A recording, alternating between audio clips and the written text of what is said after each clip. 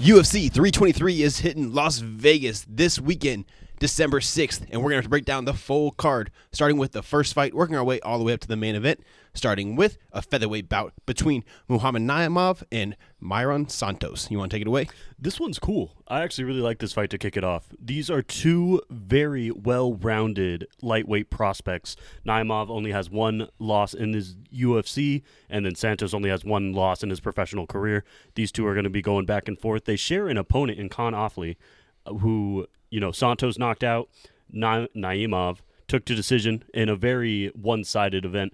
I like the overall well-roundedness of Naimov more. I think he gets it done via a close decision, 29-28 UD. Sick. I actually thought that you were going to make this one easy. I was going to go with Naimov by TKO, actually. Nice. I think he's a over 2.5 to 1 underdog, but the dude's got power. He does. And I saw Santos get cracked by Fire Marshal.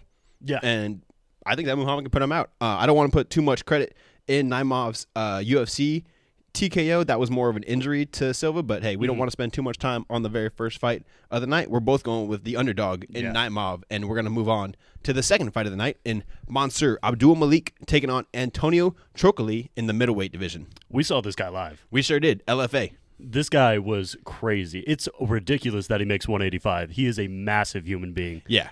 He's huge. There's no possible outcome in this fight besides him getting a knockout. Trocoli is there for one reason and one reason only, and it's to be meat for this prospect. He is so damn good. And he's not just a one-punch KO type of guy. He's going to beat you up. He can take you to the ground if he wants to, but I see it ending very early with the Mansur Abdul-Malik knockout. Yeah, I can see it ending early, too. When Mansur Abdul-Malik lands, his opponents get hurt. They don't just go out. I don't think I've seen anyone go out cold, but I have seen them quit. Yeah. And I think he's going to do the same. You said it first. Trocoli is here for one reason and one reason only. This is actually the third time he will be served up on a plate. Yep. If you get subbed by Trayshawn Gore, you got nothing from my boy Abdul-Malik. Moving on. Damn near twice his size. Oh, boy. We got Rudy. Iwo Bararniewski? Rudy. Yeah. The Polish guy from Dana White Contender Series versus Ibo Aslan. Okay, well, first of all, the UFC has him as 1-0, which is not true. He is 6-0. But in his UFC career, I'm going to say he's 1-0 with one first-round knockout over a young Ibo Aslan. This guy has some crazy power in his right hand. I feel like every knockout that I've seen him throw, never been past the first round, by the way. Nope. Every knockout I've seen him throw is just this wild right hand swing that lands right behind his opponent's ear and puts him out bad. So I see the same thing happening here. I think both of these guys have the power to KO one another, but this definitely isn't going past the first. Yeah, I was excited for Ibo when he first came into the UFC, but over the past year, really hasn't had anything worth mentioning, and unfortunately, he finds himself in the crossfires with someone coming off of a Contender Series knockout, and so no footage on this guy. Best of luck, buddy. Yeah. All right, we got Edson Barbosa taking on the returning Jalin Turner. We knew Jalin Turner wasn't going anywhere. No kidding. I mean, terrible record, but this dude has fought the best of the best. Yeah, terrible record. Those fights that he's lost have been very close.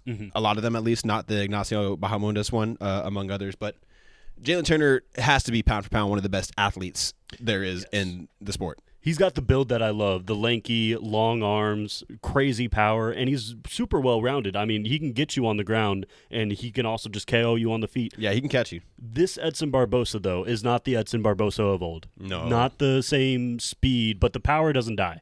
So he will still be dangerous. I just think the younger fighter coming back to chase his UFC dreams gets it done in this one. Give me Jalin Turner by, I'll say, decision. This is actually the only fighter on the roster that Barbosa hasn't fought, which is why Jalin Turner had to make a comeback. So thank you, Turner, for showing up. I think he's going to win by knockout. I think it's going to happen late, and I'm glad that both of these dudes are going to be on the early prelims. How lucky are we? I know. We got a couple of great fights in the early prelims. Speaking of which, this one might not be great, but because it has the of Marvin potential Vettori. Yeah, it is all Marvin Vettori's fault. But we got Marvin Vettori versus the Hulk and Brunno Ferreira. I cannot wait for the day that Marvin Vettori gets knocked out. You may not have to wait much longer. I hope I don't. Marvin Vettori's fought some heavy hitters in his career. Yes. Brunno is one of the heaviest hitters, but he's also been specializing on the ground more often than not, which is Marvin Vettori's world. If he wants to mess around in that world, he could be in for a longer day, less exciting day. I think when Marvin fights angry is the best Marvin I like to see. When he fought Paulo Costa, he was angry. Yeah. I don't know if it was 205 and angry. When he fought Roman Dolidze the first time, he was pissed because they're actually teammates, somewhat teammates, and he didn't want to sign the contract first, but it was already signed when it came to his table. So he went into those 2 fights pissed. He doesn't really win. Other than that, I think Jared Cannonier may have loosened the pickle jar as far as him never getting knocked out. You go against Roman Dolidze and Brendan Allen, consider yourself lucky. Now you're running into the Hulk. I hear you. I'm unfortunately going to take Marvin Vettori via decision, though. I don't see Brunno getting it done, and I do see him engaging in the grappling, which Marvin Vettori will take advantage of. I think it's another boring decision for Marvin Vettori, but if Brunno goes out there and knocks him out, decides to stay on the feet and land some bombs, I'm all for it. I'm actually 100% with you. I think Marvin does get this done by decision. He gets his 20th win in his 30th professional bout, and Ferreira is actually... I think he's older than Vettori, if I'm not mistaken. He is. It's 33 to 32. So you haven't had the competition that Vettori has. You're not as well-rounded as Vettori. You're older than Vettori. Nope. I'm going with the Italian dream on this one. It's very close odds as well. I believe it's a pick'em at the moment. It should be. Let's move on to Nazim Sadykhov versus Faris Ziam. This is a banger, actually. I love this fight. I love Nazim. Me too. Honestly. Yeah, I was really looking forward to him showing off in France, and rest in peace to his grandmother. I think that this fight goes past the first round, but not much longer than that. I see Sadykhov getting the KO in the second round. He has been taken down by some poor opponents in his UFC career, but honestly, he fights back really well. He gets the transitions off his back. He doesn't allow himself to be up against the cage for far too long, and when he lands with power. Yeah, he's very strong. He does have a lot of strength, and for us, Ziam, he more does damage with his short but powerful knees. You know what I'm saying? Yeah. I'm with you. I think you nailed it. I got Nazim by late knockout as well, TKO style, but this should be a banger, and I wouldn't be surprised at all if Ziam ends up pulling it out. Love it. And I would love to see Sadykhov actually engage in the grappling with this one, because I think that is a very easy path to victory against the Frenchman. Yeah, and his team, that's what they're all about, right? I mean, that's the Sarah Longo, the Marabs, the Aljos, the not really Frivola, but you know. But let's move on to the main event of the prelims. We got Maycee Barber versus Karine Silva. You know what that means. We go to the undisputed, undefeated coin toss. Never failed us. You won't fact check us. Never failed us. Let's say Maycee Barber's heads. Let's say Maycee Barber's tails. What do we got? The coin lies. Maycee Barber wins. We got Maycee Barber in this one by TKO. There we go. Yeah, I believe she's the favorite. Sure, why not? Let's move on to a much better fight. Terrence McKinney versus Chris Duncan. This is awesome. We appreciate this one. If there was ever a prelim for a BMF type fight, this is on there. Unranked BMFs right here. I will tell you what, this fight, whatever the under is, I don't care if it's half a round or 1.5 rounds, it's hitting the under. It sure is. These boys come out swanging. My God, Terrence McKinney, not known for his longevity, but he is known for his quick starts and quick finishes. And, I mean, he's got a paper chin, so I can very easily see Chris Duncan knocking him out. But give me T-Rex by first-round submission. I also have T-Rex by first-round submission, actually. Awesome. I agree. I'm actually very curious where he ranks on the octagon time next to Aspinall as far as, like, fight for fight, minute per minute. I mean, what's it been? 1, 2, 3, 5-fight first-round streak? Well, win or loss? His last 5 fights have ended in the first round. 4-1 record. How about that? T-Rex. Well, I think all of his wins have come from the first round. I love it. And by finish, obviously. Well, 100% finish rate. Yeah. I mean, this is going to be a banger. Get your popcorn ready. Yeah. Don't put money on nobody and enjoy it. Terrence McKinney does not see the decision. It has never met the judges' scorecards, and it will stay the same. Let's move on to, I believe this is the prelim main event, Grant Dawson versus Manuel Torres. Yeah. I'm a big fan of Manuel Torres. Me too. I am not a fan all of Grant Dawson. No. I do not enjoy watching Grant Dawson's fights. The only thing I've ever enjoyed from Grant Dawson was watching him get KO'd by King Green. Yeah, that was great. And especially the build-up to that, too, because he was kind of like leaning into the, like, yeah, I'm going to lay on you and, like, hump your leg for 25 minutes. And then what happened? That's what you get. What was it, 17 seconds? Yeah, and then he 30 cried. seconds, yeah. Which, I would cry, too, if I got my ass beat. But,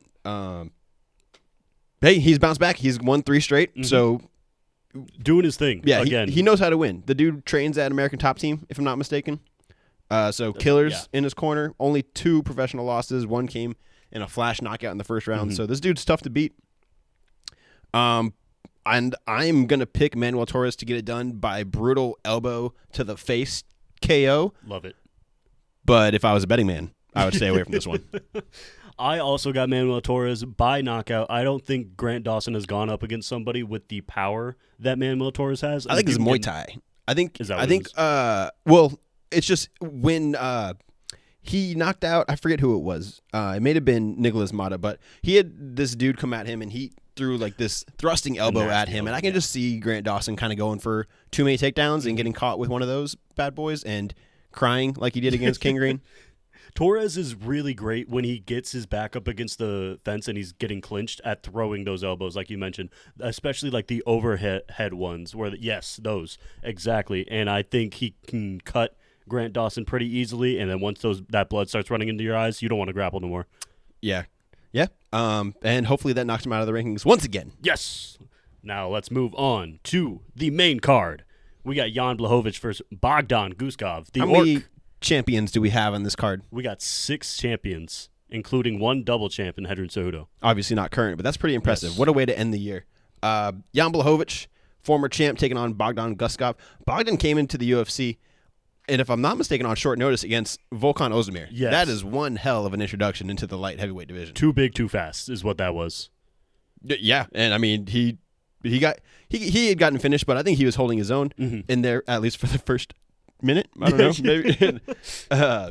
That's just a real tough opponent to get introduced to, and I like the way that the UFC has built him up from since then, giving him Zach Paga not the tough winner because Muhammad Usman won it, but That's the right. tough runner-up. Yeah.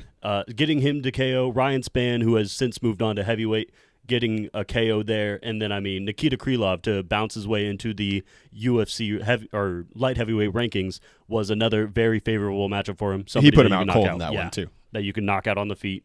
So they've been building him up since then, but now you're going up against a guy with a whole lot of experience. No kidding. And you could argue that he's won both of his last 2 losses Yes. that came by decision. You can. The only thing that really is going against Jan, aside from his age, is the amount of surgeries that have stacked up in these past few years. I believe that. I still love the leg kicks that he throws. I mean, he's got shins made of steel, and he can definitely utilize that throughout this fight.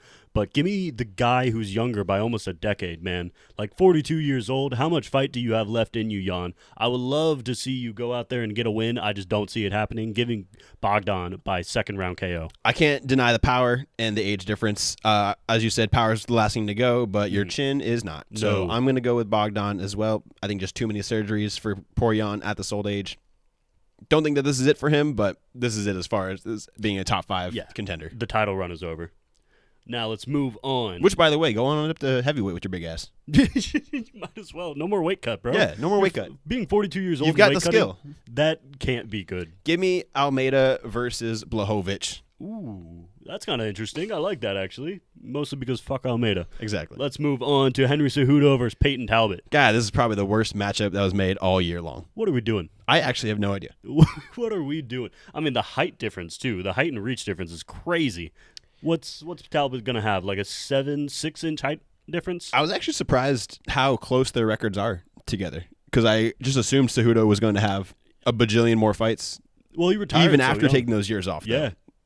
I mean, but I guess he just hasn't been, the most crazy active since he's been back fighting once a year, and hasn't really shown all that much since coming back. Split decision loss to Aljamain Sterling. Yep. Which, I mean, that fight was throw it away. But I love that they moved Henry Cejudo closer in the picture to make it look like he's somewhat comparable to Peyton They really Talbot. had to zoom in. Yeah, that's too funny. This is the Sean O'Malley Henry Cejudo fight that we didn't get. We get Sean O'Malley at home is what it is. Peyton Talbot is the worst version of him. I think he was when he got his first UFC loss. It was you're playing too much catcher and pitching with Frank Ocean. Get back into the ring. Start from scratch. You get the dub against Felipe Lima. Excuse me. And in that fight too, Rogan was saying a lot. He's like, look at how much he's learned. He goes, that's the benefit of being so young and going through that loss like he did against Barcelos. Is you come against Lima and all of a sudden his takedown defense was a lot better. But he's going against a Olympic champion in Henry Cejudo. But I say that. Henry Cejudo's 38. When the hell was this man in the Olympics? I think when he was 20. Okay. Well, then we stop using those accolades.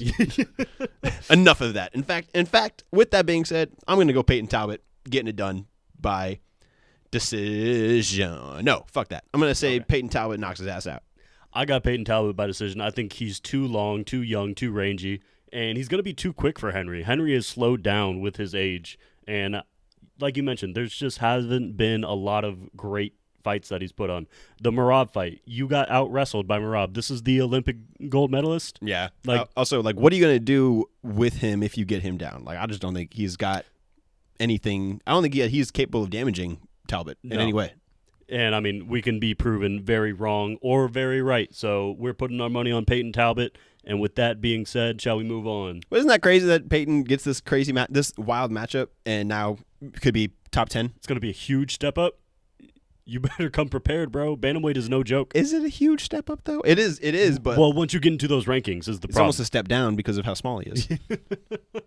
No, I understand what you're saying. Yes, because after that... But all at the same time, it's like, screw it. Let's see Talbot versus, I don't know, Marcus McGee. That's a good one.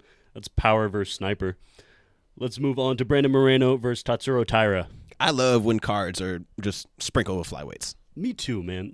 Flyweight is such an underrated division. Yeah, these guys great. are so fast and well-rounded because you have to be. You cannot just be one-dimensional in flyweight because everybody is so complete in this division. Mm-hmm. Well, there's none of that knockdown power or not really, no. that game-changing power really, except for a very select few. Mm-hmm.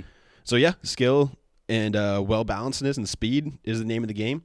I think we got two athletes who represent their nations. This is what the sport's all about. The best little guy from Japan against the best little guy from Mexico. Let's see who's number one. I got the little guy from Mexico, personally. I just think way too much experience, way too much skill. Taira is very skilled, obviously. Yes. Finished most of his opponents. You could argue that he beat Brandon Royval. You could. I wouldn't, but you could. Shout out to Brandon Royval, though, by the way, because these next four fighters that we are talking about, I know. He's fought them all in his last four fights. And he's so much fun to watch. He has to be one of your favorite fighters if you actually just like to watch scraps. Absolutely, because that's all he's about. And, I mean, these are the two guys that Royval beat, and then obviously in our co-main, we got the two guys that he lost to. But all of those fights are bangers, and I agree with you, what you said about Moreno. He is a lot more experienced. He's probably more scrappy and probably better on the ground. But I'm taking Taira in a close split decision victory. I just think he's got the age on him. He's going to be a little bit faster, and I think he's the bigger fighter as well. So he's going to have the range and hit Moreno with more shots that matter. How do you feel when it comes to saying split decision, but then having to factor in, well, I know the UFC is really pushing for having a Mexican champion, seeing how, Diego Lopez just got this title shot and Alexa Grasso was handed a couple title shots. That's a good point. I'm sticking with my pick regardless. I think, it's in Vegas, so nobody's in enemy territory. I mean, I guess America don't like the Japanese. But, yeah, give me Taira. I just think he lands the more powerful shots and steals a couple of rounds from Moreno. Fun. I love it. Let's move on to our co-main event in the flyweight title bout between Alexandre Pantoja versus Joshua Van. Yeah, one of the GOATs of the division, Pantoja. I mean, what does he do that somebody can capitalize on? He's the most well-rounded flyweight, and he's the champion for a reason. Looking to get his 5th title defense, I believe it is. And, I mean, you're going up against a kid who's pretty one-dimensional. He's not going to take you down and look for submissions. He's looking to stand and box with you all 45 minutes or 25 minutes. He's also come out all week and said, yeah, that's what I'm going to do in this fight. They're like, how have you prepared for Pantoja? And he's like, I just do what I usually do.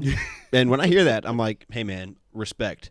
You're getting subbed early. So I'm going to go Pantoja less than 2 rounds by submission. I just think way too well-roundedness. Mm-hmm. He does not have a hard time getting to his opponent's backs. No. People have a hard time keeping him off. And Joshua Van, if you're not even, if you're not emphasizing that against the best in the world, I would love for you to prove us all wrong. Please. And that's what the sport's about. But as far as, my best guess, my raw thoughts, I'm going with Pantoja. I think Joshua Van wins, but not this time. I think these two see each other again down the road, and Joshua Van gets it done then. Just a little bit too young, a little bit too green, not emphasizing on the, BJJ and the wrestling defense that is going to be coming at you all night long. I also see Pantoja subbing him probably in the second round. That's just what he's been doing. If you're not well-rounded like a Brandon Moreno or a Brandon Royval, that's kind of just been his forte. He's done it, the last 2 times? Kai Kara-France and Kai Asakura, both 2 heavy strikers. This is exactly what happened. So, yeah. Before we move on, we got to talk about the state of the flyweight division. What's happening? So, there are all kinds of cards on the table going forward in flyweight after this. Okay. Next week, we got Brandon Royval taking on Manuel Kopp. Correct. Let's do a little hypothetical. Mm-hmm. Pantoja wins. Kopp wins. Easy money. Easy. That's the fight. Now let's get a little messy. Pantoja wins. Royval wins. Brandon Moreno wins. What are we doing? What's Amir Abazi doing? I think he's coming off a loss. Is he? Yeah. No, never mind. Get the fuck out of here. It's tough because all of these guys have fought each other, and a couple times. Moreno has lost 3 times to Pantoja now. Royval's lost once or twice. We got to get some new blood in there, and that's why, we're kind of hoping Joshua Van gets it done just so we get some more title fights out of this. But it's very unlikely with the way that he is prepared and just how dominant Pantoja is. Pantoja is probably pound for pound top 3 fighter in the world. I don't care what the UFC rankings say. This guy is dominant beyond belief in his weight class. Hey, only one way to find out. Pantoja versus Merab 2026. I would love that. That's actually what they should do, especially if our main event ends how it probably will. Pantoja came out and said, actually, like a week ago or so, that if O'Malley was champ, he would think about it. Both Merab being champ, it's not a consideration for whatever that means. Are they friends? No. You just scared? Yup. Makes sense. It does get messy. So there's a couple of things. If Tyra wins, obviously you can put him up there, and then that's another fight that 100%. We can make. But if Tyra wins, I think you just do it. You just book it, and you say, hey, Kopp, awesome job. Now you can go fight Joshua Van. Number 1 contender, yeah. I think down the line, one day, we're going to really appreciate the booking of a Brandon Royval versus Joshua Van too. Oh, yeah. Because that's the fight of the year. That was the fight of the year, It was so much fun to rewatch. I had a blast doing it. I would do it again. And to make it 5 rounds for a belt would be even sicker. Awesome. But yeah, I just want to touch on that real quick. We'll dive more into that once we have some things sorted out and we go over the Kopp card next week. We got a lot of off time coming up in the UFC season, so we will definitely be diving into that and breaking down our top 26, under 26, or something like that. Joshua Van is definitely top 3 in that conversation. But and he ain't 1 or 2, or 2 or 3. We got there. Let's move on to our main event. We got Merab, the Machine, Dvalishvili versus Peter, No Mercy, Yan. Man. Hear me out. Okay. Merab's cutting weight for the 4th time in the calendar year, basically. I know he's the Machine. I know that I picked against him last time, and I said it was not because I hated him. But Petr Yan has said that he broke his hand or had an injured hand, hand, going into that last fight. Now, I'll say that watching back Petr Yan's fights after the Merab fight, he did a lot of damage with his left hand, but he definitely beat Marks McGee with his right hand. So the biggest shots landed from Petr Yan's right hand in that Marks McGee fight. But Petr Yan's best weapon that he's used in these last 3 fights has been his uppercut. His uppercut has been landing so clean on these dudes that I just have a feeling that in the 5th round, again, with everything Merab's gone through this year, Piotr did a really good job against Merab in the first fight, fighting off those takedowns. They say there's 50 takedowns. There's a reason there are so many. It's because he couldn't hold him down. Mm-hmm. So I think Piotr's going to catch him, put him the fuck away, and we're going to rejoice. That's how I feel. I love that an uppercut is just as deadly as a knee up the middle, especially when you have the technique and power that Jan has. Well, also, these two dudes are like equal in stature, where I feel like Merab's a lot of recent opponents, he has to work to get on the inside. Mm-hmm. And Piotr's got that center of gravity. It's like, hey, I'm right here with you. Right. Like, I'm not as easy to take down as the taller guys. I think this fight will definitely be more entertaining than the first one. Their first bout, it was just rinse and repeat. Takedown, takedown, takedown, takedown, shoot, takedown, takedown. Very, very boring to watch. And honestly, the reason I started hating Merab more than anything was this is ridiculous. Enough of this shit. Well, and also Piotr Jan is one of the more fan-friendly styles, He too. does. So we love watching Piotr, and if you're going to make a Piotr Jan fight boring, then you are now the ops. Yeah. He is the cleanest boxer in the UFC. Like, his technique is flawless, and it's really enjoyable to watch. I see this going Merab's way, unfortunately. I think it's kind of the same thing, except I see Piotr Jan taking a round or two away. I would love to be wrong. Please, Piotr, go out there and KO this fucking crotch-sniffing merchant. I cannot stand him. He's going for, 15 straight wins in the UFC? Oh, and that's another thing, too, right? I think once you start flirting with history, History likes to smack you in the mouth. it sure does. But yeah, give me Merab, unfortunately, by boring-ass decision. I'll be wrong again. I really don't care. I'll be wrong again. I'm not picking Merab. I'm not doing it. I'm sticking with my weight cutting is not good to do so It's often not. at the age of 35 theory. I love it. And, I mean, you can only keep that cardio for so long, right? So you would think. You got to fall off a hill eventually, right? Yeah, I mean, that was our UFC 323 predictions. Do you have any closing thoughts or final arguments? Man, only one more card after this. That's a real bummer. We are going to keep the content pumping out with UFC coverage, so make sure you guys like, comment, subscribe. Check back next week.